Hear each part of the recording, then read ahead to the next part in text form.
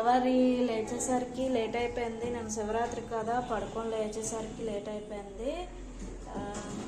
ఇదిగోండి తెల్లవారు అయితే దీపం పెట్టారు మా ఆయన లేచేది లేదా చూసారు కదా, దీపం అయితే పెట్టారు. నిన్నైతే శివరాత్రి కదండి, నిన్న అస్సలు నిద్ర లేదు. నైట్ మొత్తం ఆడుకొని గుళ్ళకి వెళ్ళి వచ్చేసరికి చాలా టైం అయితే అయ్యింది. ఇదిగోండి గిన్నెలు అయితే దోమేసాను, అంతా నీట్గా అయితే చేస్తానండి. మా ఆయనకి ఇప్పుడే టీ ఇచ్చాను, తాగేసి అయితే దీపం పెట్టేసి టీ తాగేసి బయటికి వెళ్ళారు. మా నాన్న అయితే టీవీ చూసుకుంటున్నారు.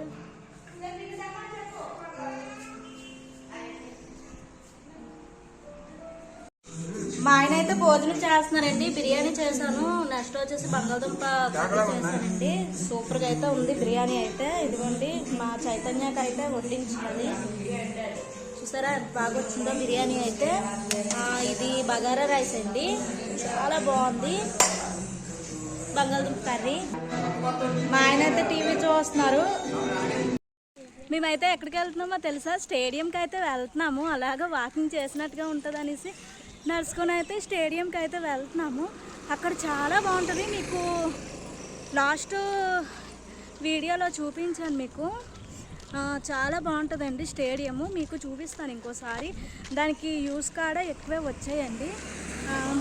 దీనికి కాడ ఇప్పుడు ఈ వచ్చేసామండి. సరదాగా అయితే స్టేడియంకి అయితే వచ్చేసాము. అలాగా వీడియోస్ తీసుకోవడానికి, ఇన్స్టాలో రీల్స్ చేయడానికి అయితే వచ్చామండి. అదిగోండి అక్కడైతే మా